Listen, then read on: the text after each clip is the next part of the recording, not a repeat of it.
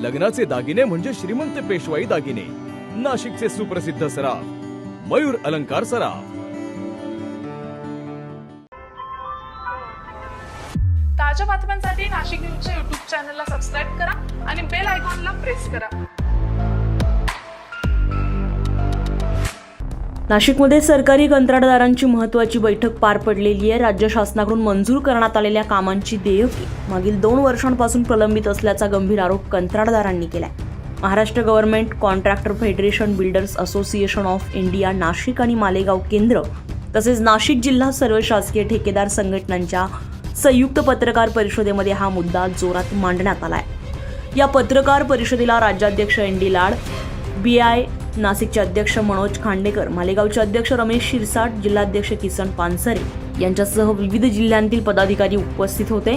कंत्राटदारांच्या म्हणण्यानुसार ऑक्टोबर 2024च्या तोंडावर विविध मंत्रालयांमार्फत विकास कामे मंजूर करण्यात आली आहेत। कार्यसंघ आदेश देऊन काम वेळेत पूर्ण करण्यात आली आहे। मात्र दर 3 महिन्यांनी देयके देण्याची पद्धत बंद करून अनिश्चित पद्धत सुरू करण्यात आली आहे। निवडणुकांपूर्वी कामे मंजूर करून घेणे आणि त्यानंतर 24 महिने देयके न देणे हा शासकीय यंत्रणेचा अन्याय आणि फसवणूक असल्याचा आरोप करण्यात आलाय।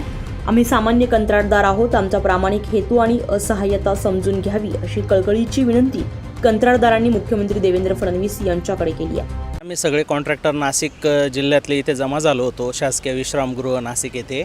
तर तिथे क्लब टेंडरिंग हा एक मोठा विषय आहे आणि आमचे जे सुबेचे राखीव कामं आहे तर ते गव्हर्नमेंट काय करते, क्लब टेंडर करून मोठ्या जे कॉन्ट्रॅक्टर आहे त्यांना देण्याचा प्रयत्न करते।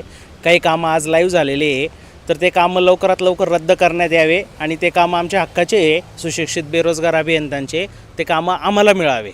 दुसरा विषय असा आहे सर, 24 महिन्यापासून आम्ही जुलै 2024ला जी काही कामं घेतली होती ट्रायबल एरियामध्ये T6 या अंतर्गत, तर त्यावेळेस अराऊंड 12,000 कोटीचे कामं मंजूर करण्यात आली शासनाकडून। शासनावर विश्वास ठेवून आम्ही ती सगळी कामं घेतली आणि ती पूर्ण केलेली आहे। तर आमचे उर्वरित 12,000 कोटी रुपये जे सगळे सरकारी ठेकेदारांचे गव्हर्नमेंटकडे प्रलंबित आहे त्याच्यात फक्त गव्हर्नमेंटनी मागच्या वर्षी 280 कोटी रुपये रिलीज केले आणि ह्या वर्षी 800 कोटीचा बजेट ठेवला आहे। त्याच्यातले फक्त 12 कोटी रुपये एका 2 कॉन्ट्रॅक्टरांना रिलीज केलेले, एकाला 10 कोटी रुपये, एकाला 2.5 कोटी रुपये। आमचे 24 महिन्यापासून प्रलंबित बिलं आहे साहेब, त्यासाठी आम्ही जे काही कामं आज आम्ही पूर्ण केलेली आहे तर ते कामं पूर्ण करत असताना आम्ही प्रायव्हेट इन्व्हेस्टमेंट उभी केलेली आहे, बँकांकडून कर्ज घेतलेलं आहे आणि जे आमच्या पदरातली जी आमची सेविंग होती ती सगळी लावलेली आहे। तर माझे स्वतःचे 2.5 कोटीचे कामं आहे, माझ्या मित्राचे 3 कोटीचे कामं आहे, यांचे 2.5 कोटीचे कामं आहे। तर ही सगळी कामं सर आम्ही पूर्ण केलेली आहे। तर हे कामं सर पूर्ण होऊन आज 24 महिने होत आहे, आमचे मार्च 2025पर्यंत कामं पूर्ण झालेली आहे। तर आज आमचे 24 महिन्यापासून देयके जी प्रलंबित आहे तर ते देयके आम्हाला मिळत पण नाही आहे। त्याच्या पोटी आम्ही बँकेचे हप्ते भरतो आहे, त्याच्यावर व्याज भरतो आहे, जे आम्ही इन्व्हेस्टर होते त्यांचे व्याज भरतो आहे। याच्यामुळे आमची ना सर आर्थिक स्थिती जी पूर्णपणाला लागलेली आहे। आमचे जी आर्थिक पत आहे ती मार्केटमध्ये पूर्णपणे संपलेली आहे आजच्या घडीला। जर आम्ही वेळेवर पैसे जर नाही लोकांचे परत केले किंवा बँकेचे परत केले तर आमचा सिबिल स्कोअर डाऊन होतो आहे। बँक पुढचं कर्ज देताना विचार करते, कुठलेही गव्हर्नमेंट पेमेंट आमच्या अकाउंटला जमा होत नसल्यामुळे माझे स्वतःच्या सिबिलला 25 इन्क्वायरी जनरेट झालेले आहे। कुणी मला पर्सनल लोन देत नाही आहे, बिझनेस लोन देत नाही आहे, सगळ्या बँका परत कर्ज द्यायला नाकारत आहे। आमची याच्यात एकच चुकी सर, आम्ही आमच्या शासनावर विश्वास ठेवून आम्ही ते कामं पूर्ण केली। त्या कामाचा जो मोबदला आम्हाला मिळायला पाहिजे तो आम्हाला 24 महिन्यांपासून मिळालेला नाही आहे आणि या बोजाखाली आम्ही दबत चाललो आहे सर। आत्तापर्यंत जो बिझनेस आमचा छोटा मोठा चालू होता तो बिझनेस पूर्णपणे संपला आहे। आम्हाला माननीय मुख्यमंत्री व माननीय आदिवासी विकास मंत्री यांना कळकळीची विनंती आहे की तुम्ही आमच्या आर्थिक स्थितीकडे लक्ष घाला आणि आमचे जे काही देयके प्रलंबित आहे ती देयके लवकरात लवकर रिलीज करा, जेणेकरून आमची जी आर्थिक स्थिती आहे, आमच्या जे काही आज गळ्यावर तलवार आलेली आहे ते आम्ही वाचू, नाहीतर आम्हाला आत्मदहन किंवा आत्महत्या केल्याशिवाय कुठलाही पर्याय राहणार नाही। अनेक राजकीय पक्षांकडे तुम्ही गेलात, मंत्र्यांकडे तुम्ही पाठपुरावा केला, आम्ही मागच्या 24 महिन्यांपासून मंत्रालयात 25 ते 50 फेऱ्या माझ्या झालेल्या आहे, 40 ते 50 फेऱ्या माझ्या झालेल्या आहे। मी तिथल्या OSDंकडे, तिथल्या मंत्रींकडे, माननीय मुख्यमंत्री साहेबांनाही भेटण्याचा प्रयत्न केला पण तिथे भेट होणं शक्य होत नाही। मुख्य माननीय मंत्रींना आम्ही नाशिकमध्ये भेटलो, मुंबईमध्ये भेटलो, नागपूरमध्ये भेटलो, परंतु ते कुठल्याही गोष्टीवरती त्याबद्दल बोलत नाही.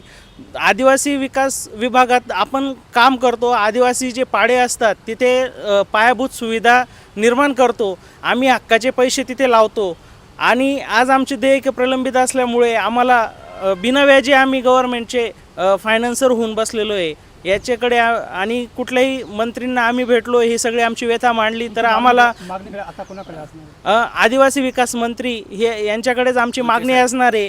अशोक उईके साहेबांना आमची कळकळीची विनंती की त्यांनी आमच्या ही आर्थिक स्थितीकडे लक्ष देऊन आमचे बिल लवकरात लवकर रिलीज करावे.